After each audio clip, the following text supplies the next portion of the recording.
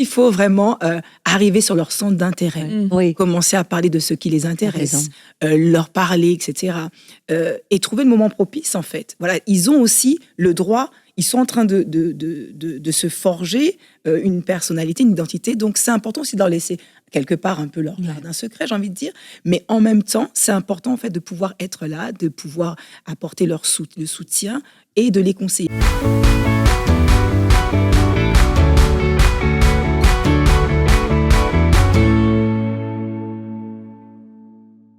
Bonjour et bienvenue à toutes. Merci de nous suivre encore aujourd'hui pour ce nouvel épisode d'À table avec Annabelle. Et aujourd'hui, on parle des adolescents. Comment développer ou maintenir une relation forte avec nos adolescents. Alors, quelquefois, on leur fait un petit peu la vie dure parce qu'on va dire « Ah, les ados, la crise d'adolescence, etc. » et partir avec beaucoup de préjugés en tant que parents, puis aussi en tant qu'adultes, tout simplement. Et puis, on va voir aujourd'hui, c'est possible de développer une bonne relation et des relations fortes et saines avec les adolescents, surtout en tant que parents. Alors, on veut vous encourager si vous avez l'impression que votre enfant, en ce moment, il est un petit peu en train de vous échapper, que ça devient un inconnu qui devient grand, en plus, dans votre maison, mais c'est plus votre petit bébé, votre petit garçon, votre petite fille, et que cet enfant est en train de muter, et bien de pouvoir avoir de l'espoir, parce que c'est possible, oui, d'avoir une bonne relation avec votre adolescente ou votre adolescent. Et on est aujourd'hui avec, je suis avec que des mamans d'ailleurs, des mamans qui ont déjà eu des adolescents, des mamans qui vont avoir des adolescents et une maman qui a des adolescents. Donc bonjour Sita, bienvenue sur le plateau d'À table avec Annabelle. Bonjour Sita, contente de te voir. Moi aussi, je suis très contente d'être avec vous aujourd'hui. Ouais. C'est vraiment un plaisir partagé et je crois qu'on va passer un excellent moment. Oui. Donc Sita, avant de continuer, je te présente rapidement. Tu es maman, comme on l'a dit. Oui. Tu as 4 enfants. 10, ça commence à 10, hein. 12, 14 et 16. Ouais, après, une fois que le 10 est donné, c'est bon, j'avais retenu, c'était 2 à 2. Ouais. Donc là, toi, t'es en plein dedans. Je suis en plein dedans. En plein dedans, donc c'est un sujet d'actualité. Très actuel. Et puis, tu es aussi pasteur avec ton mari, pasteur Freddy. Vous êtes pasteur à ICC Martinique. Et Martinique, ça fait rêver beaucoup de gens. Oui, surtout en janvier au Québec, tu vois. C'est ça. Et donc, voilà, donc tous les deux, vous êtes là-bas depuis maintenant 12 ans, c'est ça, 12 ans. Et puis avant, vous étiez donc en région parisienne. Alors écoute, on est très contente de te recevoir, de parler de ce sujet.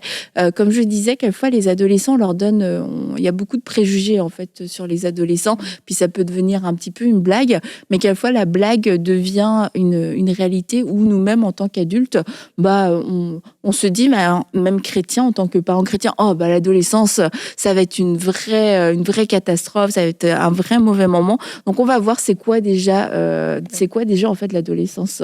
Oui, alors l'adolescence, c'est une période de transition de l'âge de l'enfance à l'âge de l'adulte. Et c'est vrai qu'en faisant quelques recherches, je me suis rendu compte que c'est un concept en fait qui est tout nouveau, et notamment en Occident, parce que en fait, l'adolescence ou même la crise d'adolescence, on n'en parle pas partout. Il y a des endroits, en réalité, où on ne parle pas de crise d'adolescence, d'adolescence, et où les choses se passent tout à fait différemment. Est-ce qu'on peut déménager dans ces endroits-là? Alors, on pourrait déménager, mais je pense que le but pour nous, si le Seigneur nous appelle à être là où nous sommes, et qu'on parle de crise d'adolescence et d'adolescence, c'est qu'on va rester. Alors, l'adolescence, c'est vrai que c'est une période transitoire, et elle marque de toute manière que l'on soit dans un pays où on parle de crise d'adolescence ou pas, des changements. Des changements physiques, physiologiques, des changements.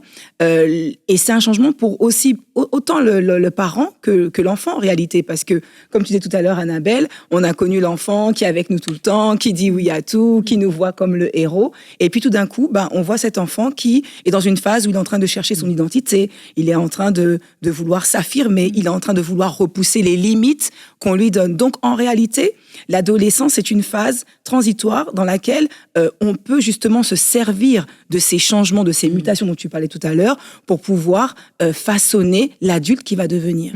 Et donc, on ne doit pas le prendre avec frayeur, parce que la Bible dit que ce que je crains, c'est ce qui m'arrive, ce que je redoute, c'est ce qui m'atteint. Donc, je pense qu'il vaut mieux être préparé. Et donc, parents, si vous êtes là, suivez cette émission, parce que je crois que vous allez avoir les clés pour pouvoir justement accompagner vos adolescents. Alors, quand je dis les adolescents, c'est pas seulement les adolescents qu'on a enfantés, mais ça peut être aussi les personnes que l'on va avoir sur notre chemin à passer justement ce cap. Les grands-parents aussi, hein. Des fois, tu veux aider. Oui, c'est ça. Ouais. Parfois, on veut aider aussi. Et moi, j'ai eu un pasteur qui disait, il avait trois filles, et il disait, moi, j'ai pas mis ma foi dans une crise d'adolescence. Et en fait, je me suis dit, c'est intéressant. Et Eden était toute petite à l'époque. Je me suis dit, moi non plus, je mettrais pas ma foi dans la crise d'adolescence, parce que c'est quelque chose avec lequel tu évolues. Et puis, moi, j'ai grandi dans un milieu, on dit, c'est la crise d'adolescence, les adolescents, ils sont ci, ils sont ça. Et même toi, en tant qu'ado, tu as l'impression que tu dois faire une crise, que tu n'as pas le choix de faire une crise. Donc déjà, tu te sens, tu te cherches un peu. Mais en plus, on te dit, tu dois être désagréable. Ça fait partie de cette transition, de cette période. Donc, écoute, tu lâches le fauve. Et manifester ce que tu me demandes de manifester. Exactement, puisque tout le monde s'attend à ça. Et en fait, le fait qu'il ait parlé de ça, moi, quand même, ça m'a donné une autre perspective. Je me suis dit, je suis pas obligée de redouter l'adolescence et de comprendre, oui, c'est un moment quand même de transition, c'est un moment où il y a beaucoup de choses qui se passent et du coup, c'est sûr que c'est pas un long fleuve tranquille et qu'il va y avoir des manifestations de l'adolescence, mais c'est pas forcément une crise. Et je crois que quelquefois, en tant que parent, on veut tellement se préparer qu'on va se préparer à une crise, à un tsunami, mais il n'y a pas forcément de tsunami. Bon, il y a des enfants pour qui c'est plus difficile l'adolescence, mais il y a des enfants pour qui c'est pas une crise d'adolescence, c'est une période qui est de transition. Donc oui, ça demande des changements, ça demande de l'ajustement, ça nous en demande aussi à nous en tant que parents, mais de pas se mettre dans la foi que forcément ça va être terrible, ça va être horrible et mon enfant va devenir un monstre et puis on va perdre la communication et puis parce qu'on va jamais essayer de le regagner en fait pendant cette période-là. Et c'est un peu le danger. Et l'autre danger à l'autre extrême, c'est non, il se passera rien parce que l'adolescence, une crise d'adolescence, c'est diabolique, mais c'est de se dire, il y a quand même des changements qui ont lieu, puis des changements hyper forts, en fait, qui sont physiologiques, émotionnels, etc.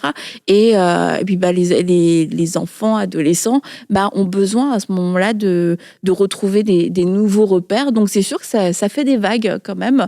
Donc, c'est de ne pas être pris au dépourvu, mais de ne pas non plus, déjà, mettre notre enfant dans une boîte, comme quoi il va devenir un monstre pendant X années, et peut-être qu'on le retrouvera après, mais peut-être pas. Ça dépendra. Et toi, Stéphanie, je sais pas, toi, tes enfants sont plus grands aujourd'hui, ils sont sortis de l'adolescence. Oui. Est-ce que toi, quand tu étais avant l'adolescence, on en parlait beaucoup? Oui, on parlait beaucoup vraiment. Là, ça va être une crise d'adolescence. Et même quand je faisais de la relation d'aide à l'église, j'aidais des femmes qui leurs enfants passaient l'adolescence. Et moi, je me disais, j'ai peur de... Et finalement, chez moi, l'adolescence s'est super bien passée. C'était une période de transition c'était plus des fois le passage jeune adulte. Toi, c'est pour séparer un peu les choses, mais l'adolescence, merci Seigneur, ça s'est bien passé. Et je trouvais ça le fun. Il y a des changements, mais qui sont aussi positifs. C'est pas juste négatif. Donc, on a plutôt focusé sur ce qui était positif et c'était agréable. Non, c'est sûr qu'on peut appréhender cette période. Et puis, des fois, même de dire crise d'ado, c'est comme si on rejette pas la faute sur les ados, mais de dire, ils sont en crise d'ado, de toute façon. Tu vois, c'est un peu la chose facile, comme si on se retire aussi peut-être un petit peu de ce qui est en train de se passer. Mais finalement, on pense pas qu'on peut s'outiller aussi. On peut faire en sorte de dire comment on peut vivre cette phase pour que ça se passe au mieux, pour que, on puisse garder cette relation-là, puis que finalement, les aider, comme tu l'as dit, à devenir les adultes qui sont supposés, quoi. Et je pense que des fois, on a aussi cette notion que ce qui nous fait drôle, c'est comme vous l'avez dit aussi, c'est que nos enfants sont plus des petits enfants. Donc c'est ça qui fait peut-être drôle pour un parent. Peut-être que finalement, c'est pas une crise d'ado, mais c'est nous qui sommes pas prêts. Non, mais c'est vrai, on n'est pas prêts de voir ce qui se passe et tout, ça va trop vite. Donc on a une notion de nos enfants, mais se dire mais c'est quelque chose qui est normal en fait. C'est juste que nous, on n'est peut-être pas prêts à ça. Donc mais peut-être j'ajouterais, c'est sûr qu'à mon époque, ça fait pas si longtemps, mais quand même, la notion d'identité. Aujourd'hui, tout ce qui est notion d'identité, c'est un sujet qui est très d'actualité. Je crois que ça peut mettre des pressions sur l'adolescence et tous les réseaux sociaux. Et j'y reviens beaucoup, mais les écrans, quand mes enfants étaient ados, il y avait c'est sûr des trucs, mais il y avait moins accès au téléphone cellulaire, aux réseaux sociaux. Donc, moi, je pense qu'en ce moment, sans parler de crise, je pense que pour les parents, il faut être c'est une problématique qui s'ajoute dans la possibilité de crise d'adolescence. Exactement. Ouais. Après, c'est vrai que au niveau de l'adolescence, pourquoi on parlait d'accompagnement aussi dans cette phase-là, et j'aime beaucoup le point que tu abordes justement quand tu parles de la responsabilité. Parce qu'en réalité, on a une responsabilité vis-à-vis de ces adolescents. Le Seigneur nous les a confiés et on doit en fait en faire des disciples, donc des citoyens accomplis. Et c'est une responsabilité qu'il y a. Et pourquoi c'est important d'avoir une relation saine et de bâtir une relation saine? C'est parce que la Bible nous demande « enseigne l'enfant sur la voie qu'il doit suivre et quand il sera vieux, il ne s'en détournera pas ». Mais comment enseigner quelqu'un avec qui on n'a pas une relation, avec qui on n'a pas pris le temps de bâtir une relation? Et bâtir une relation saine, ça prend du temps. Et Stéphanie, j'abonderais vraiment dans ton sens, dans le sens où lorsque tu parles de « ça s'est bien passé », c'est-à-dire que c'était une transition. Mais il y a certainement des choses que tu as mis en place en amont. Ouais. Une relation, on va pas la bâtir à partir du moment où l'enfant il commence à avoir ses premiers poils, etc. Ouais. Non, c'est en amont un travail qu'on a fait. Et donc, ça devient transitoire.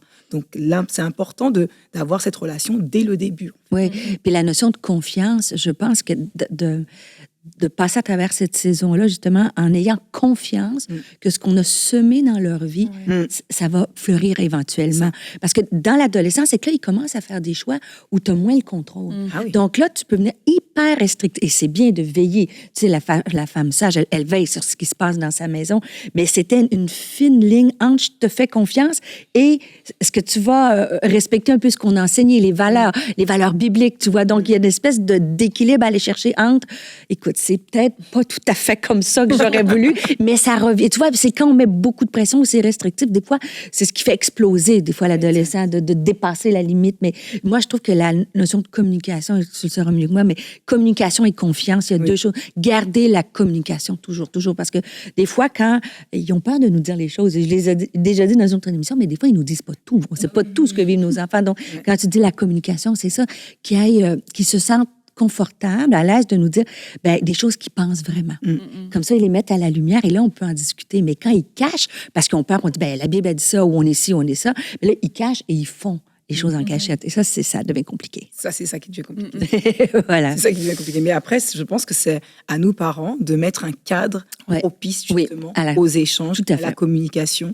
Une communication qui va être ouverte, parce qu'il y a des enfants, tu leur poses des questions fermées, c'est ouverte, c'est fermé, c'est oui, non, oui, non, oui, non. T'as passé une bonne journée? Oui. Surtout les garçons, oui. C'est très rapide. T'as raison. Donc, après, c'est à nous de vraiment créer ce cadre, justement, où on peut parler de tout, où il n'y a pas de tabou, et où ils voient aussi qu'ils ont des réponses. Parce que sinon, ils vont aller chercher des réponses là où ils pourront en trouver. Et donc, les réseaux, les amis, et là, forcément, on n'aura plus le contrôle sur ce qu'ils pensent. Vas-y. Et du coup, comment on peut faire pour créer ce cadre de communication? Parce que quelquefois, on peut être assez maladroit. On va dire « Je veux communiquer avec toi. Communiquons aujourd'hui. Parle-moi, ouvre-moi ton cœur. » Tu passes par la puberté. Comment vis-tu ces changements? C'est sûr que... J'ai pas trop envie de parler avec toi de ce sujet, maman. Au revoir. Je suis fatiguée et je ferme la porte de ma chambre. Je pense que... et là, ce que tu disais tout à l'heure, Stéphanie, ça demande pour nous, parents, une adaptation et une ouverture d'esprit. On doit être ouvert d'esprit et on doit se mettre, en fait, dans les chaussures de nos ados. Alors, il faut revenir parfois quelques années en arrière et, en fait, parler leur langage et s'adapter. Alors, ça ne veut pas dire qu'on va se devenir un jeune ado. Comment tu vas? Non. Ça, ils nous détectent tout de suite. Quand on essaye d'avoir l'air cool, puis on ne l'est pas. Ça ne fonctionne pas. Mais je pense qu'il faut vraiment arriver sur leur centre d'intérêt. Commencer à parler de ce qui les intéresse, leur parler, etc. Et trouver le moment propice, en fait. Voilà, ils ont aussi le droit... Ils sont en train de se forger une personnalité, une identité. Donc, c'est important aussi de leur laisser quelque part un peu leur jardin secret, j'ai envie de dire. Mais en même temps, c'est important en fait de pouvoir être là, de pouvoir apporter le soutien et de les conseiller. Mais très souvent, nous les parents, on veut imposer notre manière de voir les choses. L'enfant vient avec un sujet ou quelque chose, on veut imposer notre manière de faire. Et donc, on n'est plus dans l'échange, mais on est... parce qu'une communication, c'est une communication qui va dans les deux sens. C'est je parle, je t'écoute, etc. Et ça, parfois, parents, on prend le dessus et on devient trop autoritaire. Et ça fait à fuir. Oui, puis des fois, on veut faire des copies-collées, on veut reproduire ce que nous... Tu sais, on veut les écouter, mais avec notre échelle de valeur ou une chose simple, l'habillement, tu vois. Moi, quelqu'un qui était cool habillé, il y avait un polo avec, tu sais, un petit... Mais quand il était jeune, mais ado, un polo. Moi, c'est que t'es chic quand tu te mets comme ça, tu vois. Mais lui, c'était un truc de T-shirt que je connais même pas la marque, tu vois. Et là, c'est là de dire, faut que j'ouvre un peu mon esprit. Ça peut pas être copié-collé comme moi quand j'étais adolescente. Donc, mais je fais une illustration bien simple sur l'habillement, mais ça peut être dans leur façon de penser, les choses qu'ils écoutent, tu sais, les émissions qu'ils aiment. Je me dis, mais qui passe une heure à écouter un truc comme... Mais pour lui, c'est important. Tu vois, des fois, on va les juger selon notre échelle de valeur. Où ce qu'on a... Là, je ne parle pas des valeurs bibliques, bien sûr, mais je te parle de leur style, leur personnalité. Non, ouais, c'est ça. Et de réaliser qu'au final, en tant que parents, on est des intermédiaires, je pense, entre nos enfants et le monde, entre nos enfants et Dieu. En fait, nous, on va les aider finalement à grandir, et ça dès leur plus jeune âge, quoi. Mais ça, c'est dur à réaliser parce que, justement, comme tu l'as dit, le verset « élève la voix selon élève l'enfant, enseigne selon la voie qu'il doit suivre », et de se dire qu'à un moment donné, on peut pas vivre leur vie à leur place non plus et prendre leurs décisions. Il va falloir lâcher prise. Et ça, c'est super dur pour un parent parce que tu l'as enseigné, tu l'as éduqué, tu lui as donné les valeurs, tu l'as appris à être responsable, à être autonome, tu donnes plein de choses, mais à un moment donné, c'est comme, oui, il veut s'affirmer, il veut prendre ses propres décisions, et toi, parce que t'as ta façon de voir les choses, donc tu penses que c'est la meilleure. C'est plus toujours... C'est la meilleure. Non, mais c'est plus toujours selon la voie du Seigneur, c'est selon la voie de la maman. Voilà.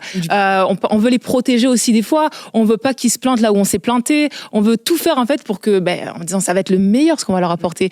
Mais le problème là-dedans, c'est que on les empêche de vraiment bien s'émanciper, de vivre la vie, et des fois, d'apprendre l'échec. On n'a pas. Mais c'est ça. On a peur, mais il faut faire confiance à Dieu. En fait, faut lâcher prise et dire, moi j'ai fait l'intermédiaire, mais Seigneur, c'est ton enfant, c'est toi qui dois prendre le relais en fait dans cette relation-là. Et c'est toute cette difficulté justement. Et une belle illustration de ce que tu es en train de dire là, c'est le fils prodigue. Tu vois, il y avait 2 enfants et il y en a un qui dit non, moi je veux ma part de l'héritage et je vais partir. Et c'est vrai que je me dis que ce père, parfois quand je regarde un peu, je me dis mais il aurait pu dire non, tu pars pas, tu bouges pas. Ouais. Et lui il dit non, je le laisse aller en fait. Ouais. Mais tu vois, un bout d'un moment, cet enfant, il a ce que tu disais, il a fait confiance. Le papa, il faisait certainement confiance à ses bases et puis il a dû continuer à prier, etc. Et l'enfant est revenu à lui, donc enseigne l'enfant sur la voie qu'il doit suivre, et quand il sera vu, il ne s'en détournera pas. Ouais. C'est-à-dire que c'est cette phase-là, en fait. Il y a un moment donné où il pourra se détourner, mais en même temps, c'est en se trompant qu'on apprend. C'est ça. Parfois, en étant confronté à un certain nombre de choses, qu'on apprend. Et qu'après, on forge ce caractère et cette force. Et nous, c'est ça. Et nous, on est là pour accompagner. Après, on est là aussi pour prier avec l'enfant. C'est ça. Mais de laisser l'enfant, l'ado, vivre aussi sa relation avec le Seigneur pour que ça soit, en fait, que ça vienne de Dieu, mais que ça vienne pas de nous, quoi. Ce qui est difficile, c'est quand ils sont avec les cochons, toi. C'est ça. Non, tu comprends. Ils sont avec les cochons, comme le fils prodigue. Je sais pas sur l'échelle du temps, combien de temps, mais c'est là c'est parce qu'il a été dans cet endroit difficile-là que il a changé, il est revenu au Père. Oui. Et ce qui est difficile, comme parents, c'est qu'on veut pas qu'ils échouent, on veut pas qu'ils soient qu'ils souffrent, qu'ils soient dans des situations, excusez-moi, où c'était avec les cochons. Et des fois, c'est ce qu'on veut faire, on veut faire à leur place. Et ce qui est plus difficile, moi, si c'était à refaire, des fois, il faut les laisser échouer. C'est dans ce sens que moi, parce que des petits échecs à leur hauteur, comprenez-moi bien, c'est parce que quand tu échoues, c'est là que tu apprends à te relever. Tu vois, et des fois, dans la vie, quand on les protège beaucoup et on leur fait pas confiance, quand ils échouent pour un gros échec, là, ils s'éloignent. Ils n'ont pas eu les muscles émotionnels, spirituels pour se relever. Et ça, c'est l'équilibre entre... Des fois, je ne vais pas faire à ta place. Je vais te laisser pour que tu développes cette résilience-là. Mais c'est pas facile. Et encore plus, je suis sûre que le papa, quand il voyait son fils qui était éloigné, il devait prier de dire, je prie que ce qu'on a enseigné. Mais parce qu'il a souffert, le fils, il est revenu le cœur différent. Et c'est pas facile. C'est pas facile. Et à contrario, celui qui est resté, on pourrait se dire qu'il a été resté pour les bonnes raisons. Non, mais tu vois. Finalement, lui aussi, c'était pas forcément parce que la première réaction qu'il a eue quand l'autre est venu, c'était la jalousie, etc. Donc, il y avait des choses. Parfois, ça demande aussi beaucoup d'attention de notre part. Parce que c'est pas parce que l'enfant est à côté de nous et qu'en apparence, tout est bien, qu'il n'est pas en train de passer par des moments difficiles. D'où l'importance de se laisser conduire par le Saint-Esprit et de prier pour nos jeunes et de prier pour nos ados parce qu'ils passent par beaucoup de choses. Il y a beaucoup de voix intérieures qui veulent leur parler pour les détourner de la voie qu'ils doivent suivre. Et c'est vraiment important. Je pense que c'est vraiment un melting pot de prière, de sagesse et de conduite de l'esprit pour pouvoir bâtir sa maison. Et moi, tellement d'accord avec toi, la conduite de l'esprit. Des fois, j'aime le dire parce que des fois, on pense que, tu sais, les paroles prophétiques, c'est avec un micro sur un stage, ainsi par l'Éternel, mais combien, en tout cas, à quelques reprises, je n'irai pas dans le détail, ou dans des moments difficiles où le Seigneur il m'a donné une parole spécifique et il n'y avait pas de micro, il n'y avait personne, où tu vas dans sa chambre et tu as une parole au bon moment qui change quelque chose. Là, tu sais. Et ça, comme parent, mère ou père, il faut demander l'aide du Saint-Esprit en toutes choses. Tu sais, des paroles de sagesse, de discernement pour pouvoir avoir cette communication avec eux puis saisir. Parce que des fois, c'est des jardins très secrets. Hein. Oui. Donc, il faut que Dieu il nous aide à nous donner une petite clé pour dire j'ouvre la porte, Seigneur, donne-moi une clé pour ouvrir la porte du cœur qui est fermée. Et ce qui va aider aussi, c'est de commencer le plus tôt possible. Ouais. Parce que c'est vrai qu'on parle de l'adolescence, mais il faut commencer quelque part. Si tu arrives quand ils ont 15 ans, puis tu veux essayer de commencer une communication, une discussion et tout ça, c'est sûr que c'est super. Pourquoi tu me parles aujourd'hui? Et donc, dès le début, c'est ça, leur donner de l'attention, comme tu le disais tout à l'heure, prendre le temps de les écouter, prendre le temps d'écouter leurs sentiments aussi. Parce que des fois, même un enfant, il va le ressentir, mais on peut un peu négliger peut-être les sentiments d'un enfant, ou on prend pas le temps, et ça fait que, en grandissant, peut-être qu'on se retrouve face à des enfants, des ados qui se sentent pas compris. Et ça, il y a rien de pire pour un enfant ou un ado qui se sent pas compris, quoi. Ça peut déranger à la relation et faire en sorte que, si je me sens pas compris par un parent, j'irai pas forcément me confier, en fait. J'irai pas forcément vers eux et je vais aller ailleurs. Donc, voilà, ne pas prendre à la légère, en fait, leurs sentiments, même si, nous, on a grandi, même si nous, on a fait du chemin, ce qu'ils ressentent au moment présent, le prendre en considération et se dire, je t'écoute. Je prends en considération ce que tu me dis, tu vois. Et en fait, c'est tout un cheminement depuis leur enfance. Et une chose peut-être qu'on oublie avec les ados, c'est qu'ils aiment, ils recherchent la vérité. Oui. Et même si c'est à travers le conflit, parce que quelquefois il va pousser parce que il a soif de cette vérité.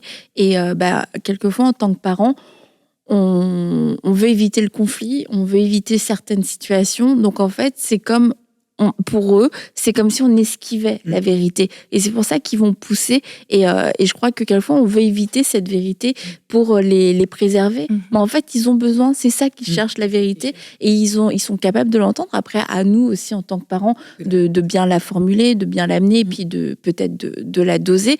Mais ils ont soif. Les adolescents ont soif et recherchent la vérité. Et quelquefois, c'est nous qui ne sommes pas assez courageux pour avoir certaines discussions, pour avoir certaines confrontations, et puis parce que la forme nous déplaît, et du coup on va rejeter ce moment-là, et surtout si on n'aime pas le conflit. Puis il y a beaucoup de jeunes, ils vont dire non, t'es chez nous, on parle pas des vraies choses, parce que t'es mes parents, non, ils veulent pas, t'es dès que ça part tout de suite, ils disent non, c'est bon. Et puis par rapport aussi au regard des autres qui sont même pas de la famille, extérieurs, et du coup de vouloir donner cette image de belle famille qui va bien. Et en fait, les jeunes, ils en ont rien à faire.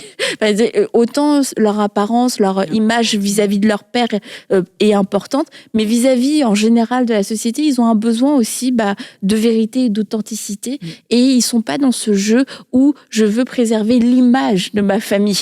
Si t'as échoué en tant que mère, le monde doit le savoir. Si t'as pris une mauvaise décision, le monde doit le savoir. Et nous, en tant que parents, quelquefois, faut aussi être honnête. On a un désir de préserver notre image de père, de mère, et aussi de notre enfant, parce que on se dit il a échoué, c'est une chose, mais maintenant est-ce que j'ai envie que le voisin, la voisine, les grands-parents le sachent? Et en fait, l'enfant n'a pas envie d'être exposé, c'est sûr, et d'être humilié, mais ça lui fait plus de mal quand il voit que le parent essaye de cacher, même si c'est avec des bonnes intentions, mais parce qu'il va se dire c'est parce que est-ce qu'il y a de la honte? Est-ce que c'est parce que je suis une forme de disgrâce dans la famille? Et souvent, vraiment, c'est pas parce que les parents sont mal intentionnés. C'est souvent, ça part d'une bonne intention. Je veux préserver mon enfant.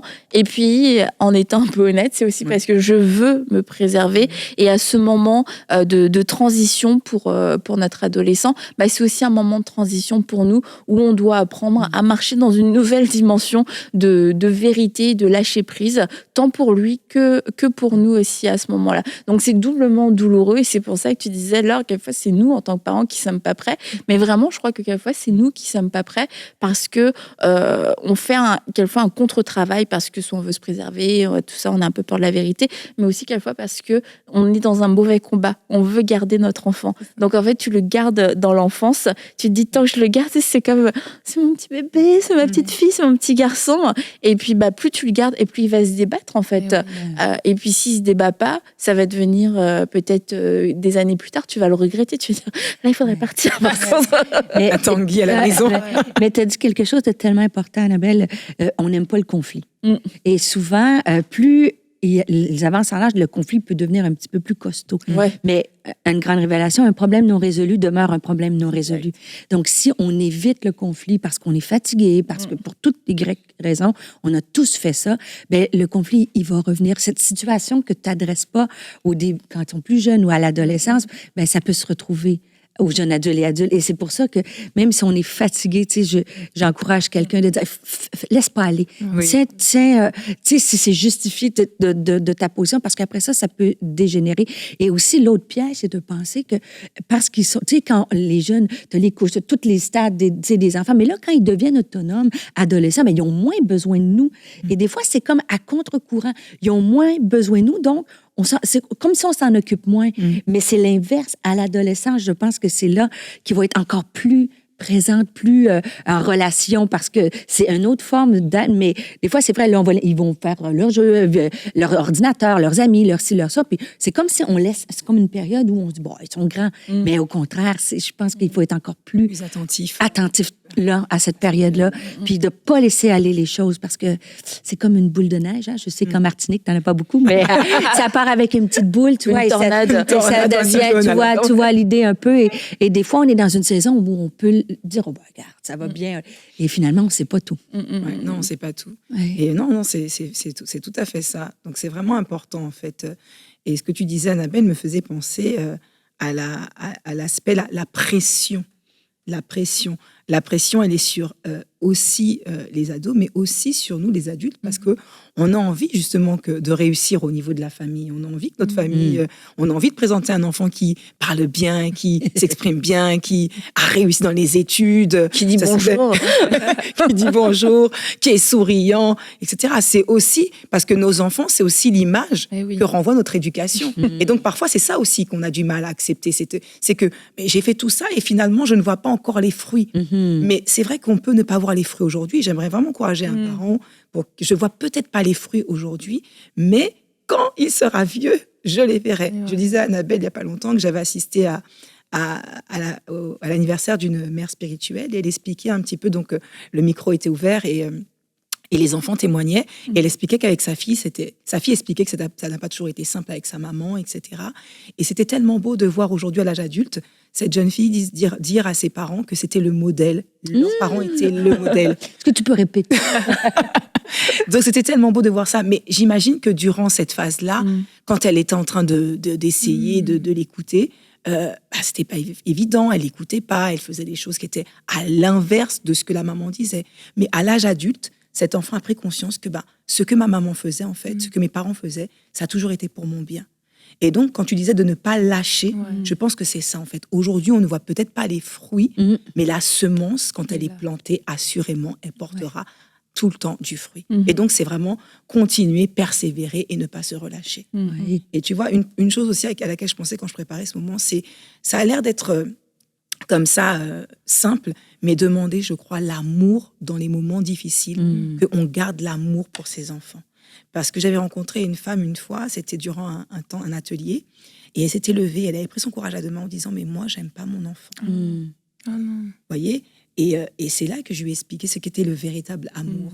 L'amour, c'est pas les sentiments, c'est pas l'enfant fait quelque chose de bien, super, l'enfant a une mauvaise note, l'amour baisse. C'est pas ça. L'amour que le Seigneur nous demande d'avoir pour nos enfants, c'est l'amour de 1 Corinthiens, l'amour qui croit tout, l'amour qui espère, l'amour qui croit, qui espère. Il pardonne. Il pardonne. Voilà, parce que y a des moments où on se sentira trahi, mais voilà, donc c'est vraiment important de de pouvoir manifester ces choses. Et tu me disais aussi, Sita, que vous avez une, je ne sais pas si on peut dire une tradition, mais en tout cas une façon de faire, parce que les enfants veulent aussi des modèles, cherchent des modèles, et puis cherchent des modèles en nous, et d'où maintenant cette jeune fille qui peut dire, t'es ma mère, c'est mon modèle, mais quelquefois, nous, en tant que modèle, les enfants, les ados, ont comme ils ont comme des commentaires à passer sur les modèles, leurs modèles parentaux. Et vous avez instauré une petite tradition. Donc, on fait ça en général une fois par an parce que, il faut pouvoir engranger tout ce qui va être dit. T'en as 4. Donc, j'en ai 4. Donc, chacun son tour. Donc, on a institué ça. Chacun dit un petit peu comment il a vécu cette année et puis les points à améliorer. Alors, on commence d'abord par les points positifs. Ouais. Et puis après, les points améliorés. Et après, c'est l'heure d'aller se coucher. Désolée. Et donc là, chacun parle et dit, voilà, toi... voilà ce qu'on a apprécié, etc. Et voilà ce qu'on aimerait pour cette année, etc. Donc chacun parle. Et les enfants aussi, nous on donne notre avis sur les enfants, mais les enfants également donnent leur avis sur les parents. Et donc là, du coup, ça désinhibe les choses. Ouais. Ils ont confiance et c'est plus simple pour eux de parler et de voir que on est en mesure d'encaisser plus ou moins. Donc au départ, c'était pas évident pour moi. J'ai essayé de répondre et puis mon mari me disait non, chut.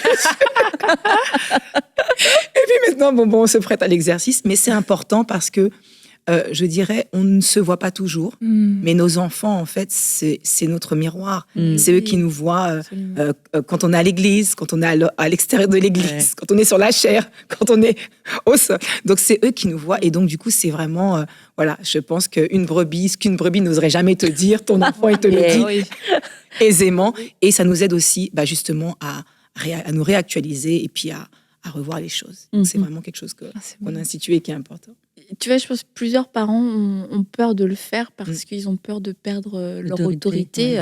Et c'est vrai qu'il y a eu un modèle qui allait encore une fois à l'extrême, où finalement c'est l'enfant qui reprend l'autorité puis qui dit aux parents, moi je veux que tu sois comme ci, comme ci, comme ça. Bon, là c'est sûr qu'on est totalement en train de casser l'ordre divin et c'est du désordre, mais ça ne veut pas dire que parce que l'enfant est sous l'autorité du parent qu'il n'a rien d'intelligent à dire en fait.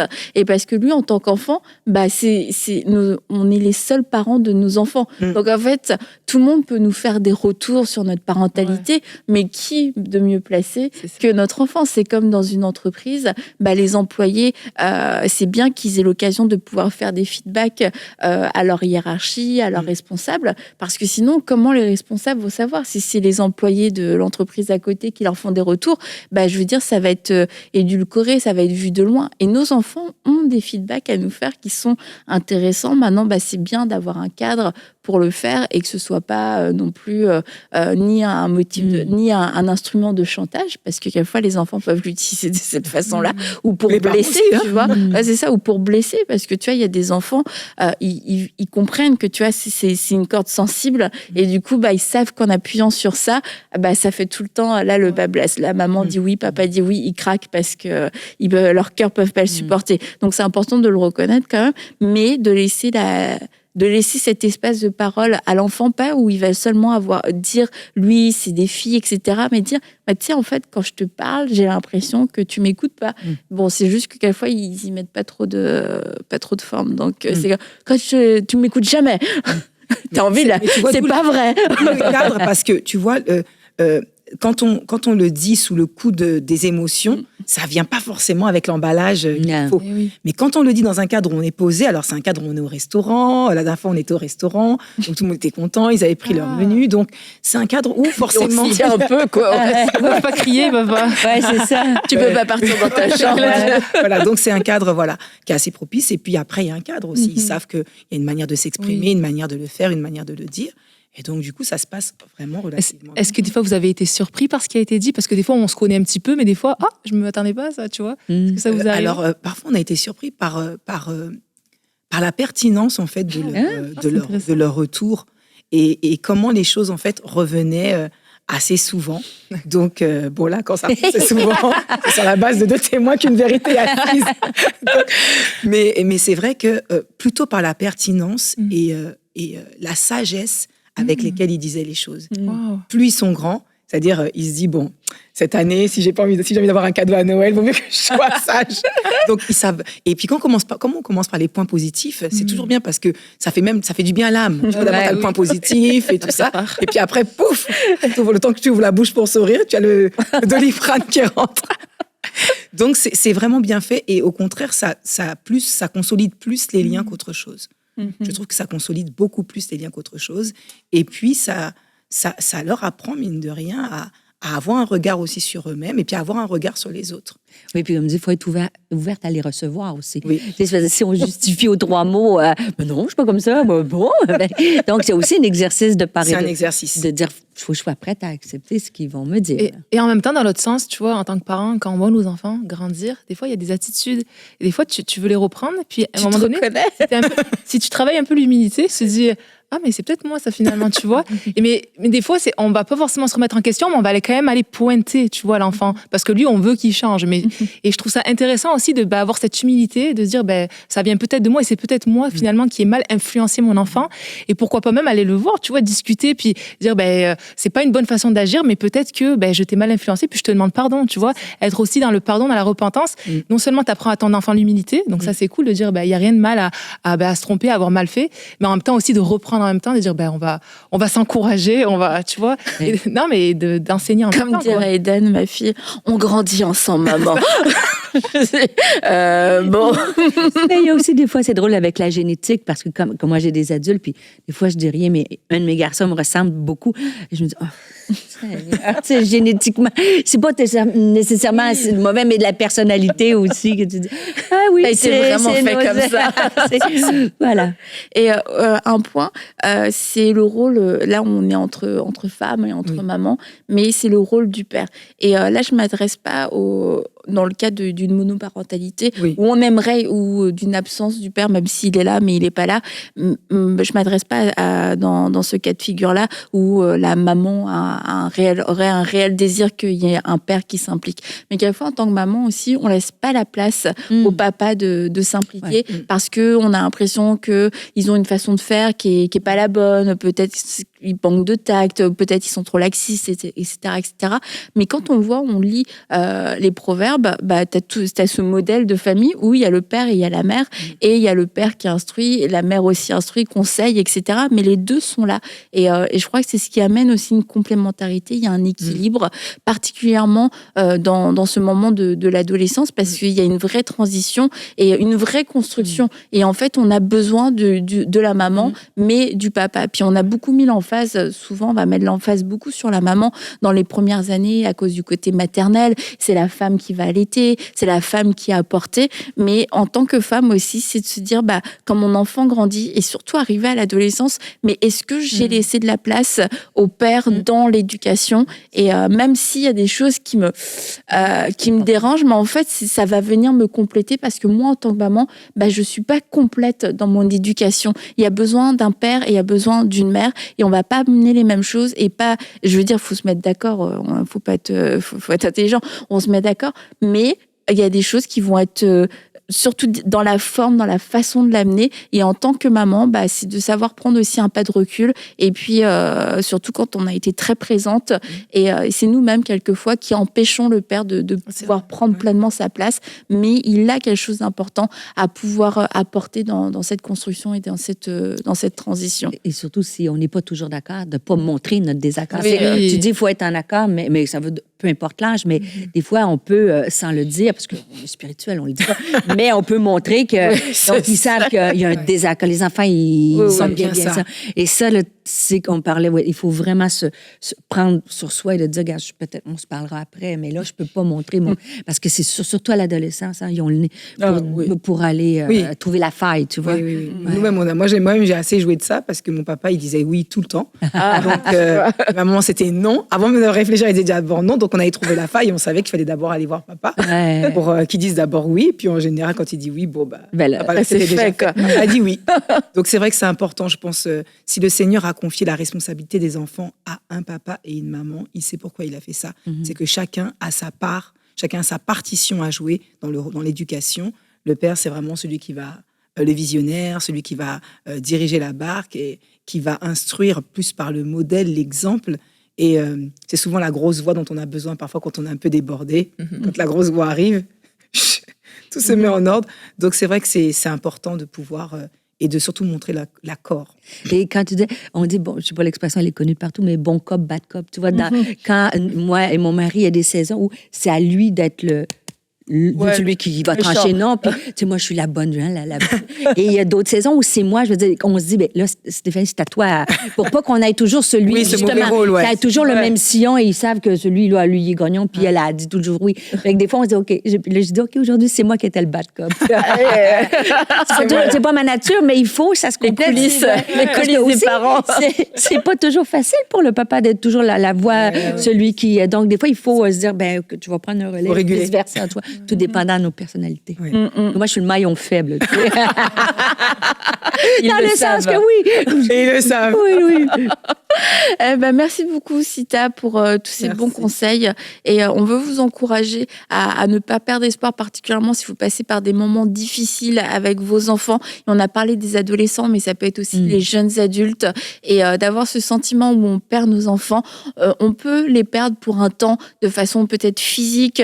Ils peuvent même au niveau du contact, mais lorsqu'on les garde dans la prière, on les perd jamais vraiment. Et puis Dieu a ses yeux sur eux, et comme cette histoire du fils prodigue, oui, il était loin et le père n'est pas allé le chercher directement, mais je crois, oui, comme tu disais, Stéphanie, il a prié et son cœur est encore avec son fils, et son fils a su retrouver le chemin de la maison. Alors ayez confiance en Dieu, que vos prières ne sont pas vaines, que tout ce que vous avez semé dans la vie de vos enfants, tout l'amour que vous avez manifesté et que vous lui avez communiqué ne sera pas oublié non plus. Et c'est difficile en ce moment parce que vous ne savez peut-être pas où est votre fils, où est votre fille, et vous imaginez le pire, mais vous n'avez pas d'autre choix aujourd'hui que de faire confiance au Seigneur et de continuer de prier pour lui, pour qu'il revienne. Et je crois vraiment qu'il reviendra à la maison, et que là où vous ne pouvez plus rien faire, eh bien lui, Dieu, est en train de le faire, en train de toucher son cœur. Les filles et les fils reviendront vers leur père,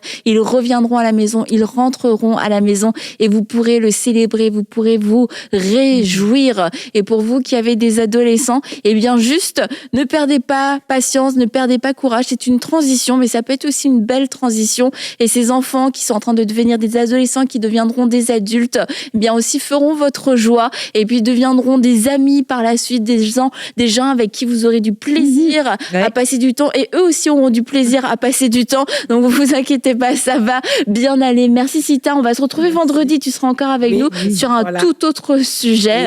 Donc soyez au rendez-vous vendredi, on se dit bye bye. Bye bye.